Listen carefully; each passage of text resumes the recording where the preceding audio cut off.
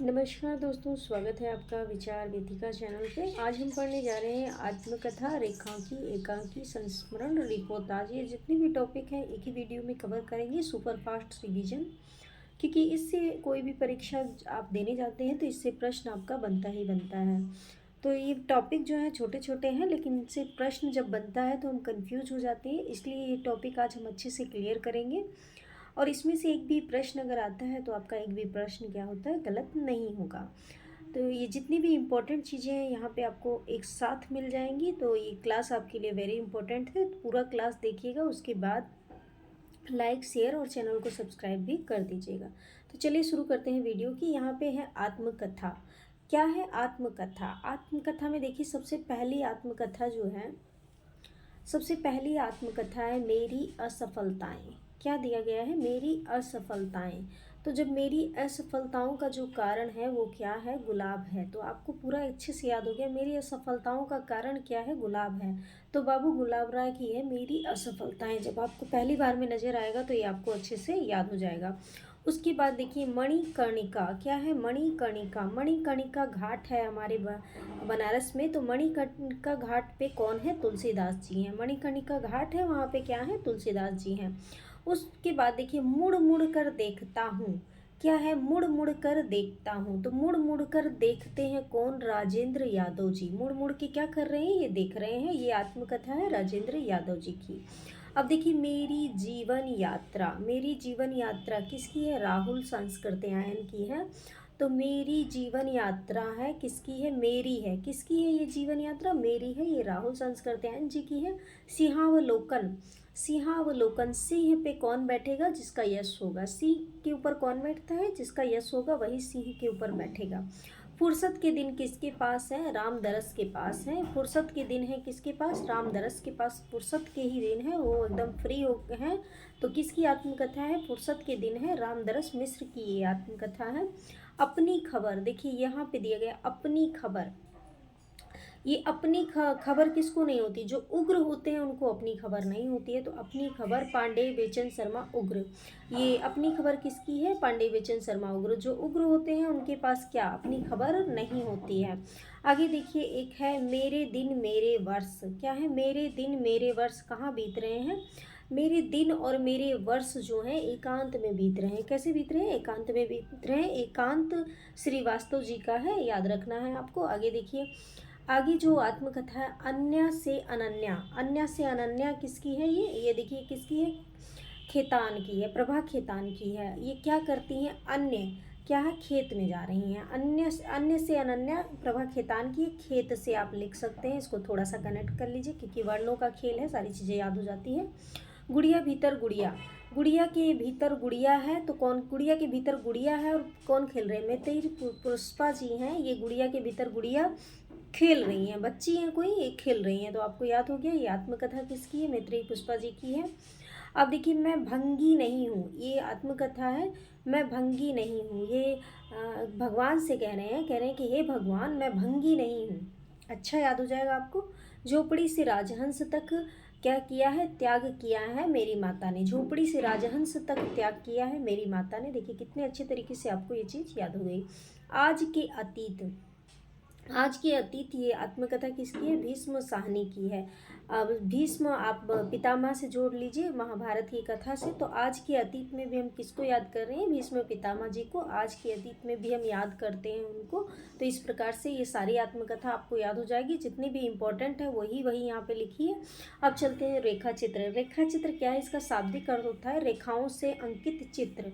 क्या है? रेखाओं से अंकित चित्र होता है रेखा चित्र का मतलब। रेखा चित्र के लिए हिंदी में व्यक्ति चित्र, शब्द चित्र, व्यक्ति चित्र, लेख आदि नामों से भी क्या जाना जाता है? उल्लेख मिलता है। तो हम अगर रेखा चित्र ना हो, शब्द चित्र, व्यक्ति चित्र, लेख चित्र आदि नाम भी मिले तब भी आप समझ जाइएगा ये रेखा चित्र की बात तो हो रही है।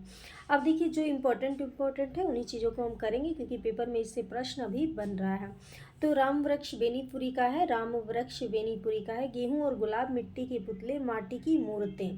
क्या है? माटी की मूर्तें। ये तीनों की तीनों किसका है? राम वृक्ष बेनीपुरी जी का है। गेहूं और गुलाब मिट्टी के पुतले माटी की मूर्तियाँ। क्या हो गया? उसके बाद देखिए महादेवी वर्मा, महादेवी वर्मा का तो आपको पूरा का पूरा याद करना है। महादेवी वर्मा का देखिए स्मृति की रेखाएं, पथ के साथी, मेरा परिवार, अतीत के चलचित्र। ये वेरी इंपॉर्टेंट है। क्या है ये? रेखा चित्र है। क्या? स्मृति की रेखाएं। महादेवी जी क्या करती थी? स्मृति की रेखाएं खींचती हैं पथ के साथियों के साथ। अब साथी आ गए हैं तो परिवार भी आ गया, परिवार है तो अतीत के चलचित्र साथ में चलते रहते हैं।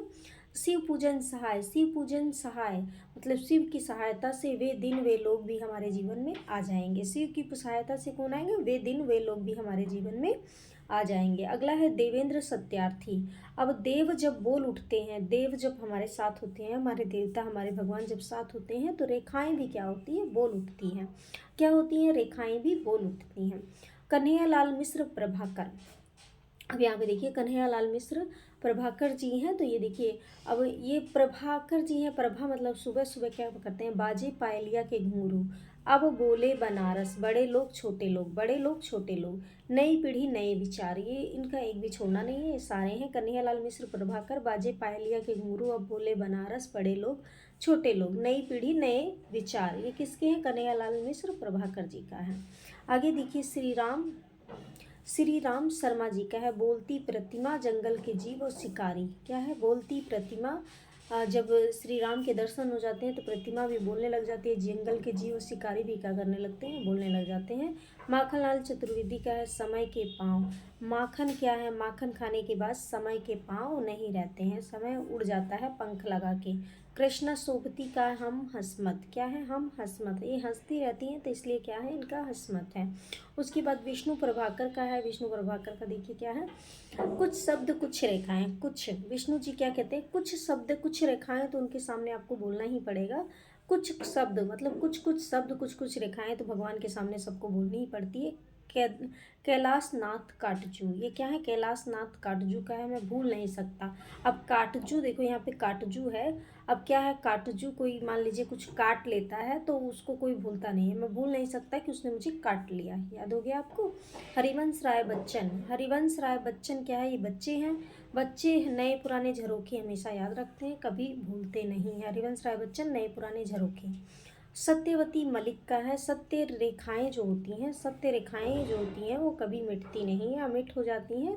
सत्यवती मलिक का है अमिट रेखाएं। याद हो जाएगा आपको बहुत अच्छी तरीके से। चले आगे बढ़ते हैं। अब एक छोटा सा टॉपिक हमारा है एकांकी। एकांकी का मतलब होता है एक अंक वाला। क्या अर्थ होता है इसका? एक अंक वाला मतलब छोटा सा होता है, एक अंक। नाटक की तरह इसमें विस्तार नहीं होता, छोटा सा होता है, बड़ी जल्दी समाप्त भी हो जाता है और एक ही अंक में ख़त्म भी हो जाता है। तो डॉक्टर राम कुमार वर्मा को आधुनिक एकांकी का क्या माना जाता है? जनक माना जाता है। इनको हिंदी का सम्राट भी कहा जाता है, एकांकी सम्राट भी कहा जाता है। किसको? राम कुमार वर्मा जी को। एकांकी का जन्म भारतेंदु युग में ही हुआ था। कब हुआ था? भारतेंदु युग में हुआ था। और भारतेंदु जी को ही क्या माना जाता है? एकांकी का जनक माना जाता है। कोई कोई मानता है, कुछ इसमें मतभेद भी है। लेकिन आगे देखिए डॉक्टर राम कुमार वर्मा। राम कुमार वर्मा का है देखिए बादल की मृत्यु, रेशमी टाई, पृथ्वीराज की आंखें। वैसे तो बहुत है लेकिन ये इम्पोर्टेंट जो है वो आपको याद रखना है। तो क्या है? बादल की मृत्यु। राम कुमार वर्मा का है बादल की मृत्यु, रेशमी टाई, पृथ्वीराज की आंखें। बादल की मृत्यु जब हो जाती है तो राम कुमार रेशमी टाई लाते हैं, पृथ्वीराज की आंखों पे पहना देते हैं। ऐसे याद कर लीजिएगा। जयशंकर प्रसाद का है एक घूंट। जब शंकर जी बोलते हैं, भगवान होते हैं शंकर, वो एक घूंट पी लेते हैं विष का। इस प्रकार आप याद कर लीजिए, याद हो जाएगा आपको। आगे बढ़ते हैं। देखिए आगे है भुवनेश्वर प्रसाद। भुवनेश्वर प्रसाद का है तांबे के कीड़े। देखिए भुवनेश्वर क्या है? भुवनेश्वर का है तांबे के कीड़े, आदमखोर और कारवां। भुवनेश्वर क्या है? भुवनेश्वर कोई जगह है, वहाँ पे तांबे के कीड़े मिलते हैं और आदमखोर का कारवां वहाँ चलता रहता है। भुवनेश्वर जगह से याद कर लीजिए, तीनों एक साथ याद हो जाएगा। वहाँ तांबे के कीड़े हैं, आदमखोर भी रहते हैं, आदमखोर का कारवां वहाँ चलता रहता है। भगवती चरण वर्मा का है रुपया तुम्हें खा गया। भगवती क्या कहती हैं? भगवती माता है, वो कहती है तुमको रुपया खा गया है। मैंने तुम्हें कहा था तुम क्या करो, मैं और केवल मैं, मेरी सुध लो, लेकिन तुमने क्या, सबसे बड़ा आदमी बनने के बाद में तुमके रुपया खा गया। ये माँ भगवती से कनेक्ट करके आप पूरी चीज़ याद कर सकते हैं। तुमको क्या गया? तुम्हें रुपया खा गया। तुम और केवल मैं।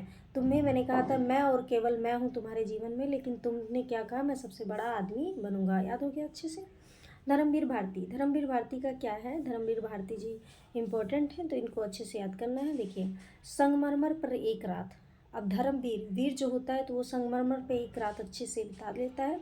सृष्टि का आखिरी आदमी क्या होता है? वीर होता है। सृष्टि का आदमी आखिरी आदमी है तो भी क्या है? वो वीर है। नदी प्यासी थी, नदी प्यासी थी किसकी? धर्मवीर भारती की नदी प्यासी थी। चीज़ों को कनेक्ट करके याद करेंगे तो लंबे समय तक याद रहेगा। अब देखिए विष्णु प्रभाकर, ये क्या है? विष्णु प्रभाकर का है। विष्णु प्रभाकर जी क्या है? पापी इंसान नहीं है। प्रकाश की परछाई जब पड़ती है तो इंसान क्या है? पापी हो ही जाता है। विष्णु प्रभाकर का ऐसे याद करें, पापी इंसान, प्रकाश की परछाई और इंसान, याद हो जाएगा आपको। जगदीश चंद्र माथुर, जगदीश चंद्र माथुर का क्या है? रीढ़ की हड्डी, मकड़ी का जाला, भोर का तारा, कबूतर खाना और मैं मेरे सपने, और ओ मेरे सपने। हो गए जगदीश चंद्र माथुर का। रीढ़ की हड्डी, मकड़ी का जाला, भोर का तारा, कबूतर खाना और मेरे सपने। हो गया। उपेंद्र नाथ अस्क, उपेंद्र नाथ अस्क का देखिए है, उनका देखिए एक मिनट। उपेंद्र नाथ अस्क जी का है अंधी गली, अंधी गली, लक्ष्मी का स्वागत, पर्दा गिराओ पर्दा हटाओ। ठीक है, उपेंद्र नाथ अस्क जी का अंधी गली है, वहाँ लक्ष्मी जी का स्वागत हो रहा है, पर्दा गिर रहा है, पर्दा हट रहा है, तो पर्दा गिराओ पर्दा हटाओ। इस प्रकार से आपको अच्छे से याद हो जाएंगी चीज़ें। तो इस प्रकार हमने हर एक टॉपिक को अच्छे से किया है। इसमें जितने भी प्रश्न बनेंगे इससे बाहर नहीं होंगे। वीडियो कैसा लगा आप लोग कमेंट करके मुझे ज़रूर बताएं। धन्यवाद। राधे राधे सभी को।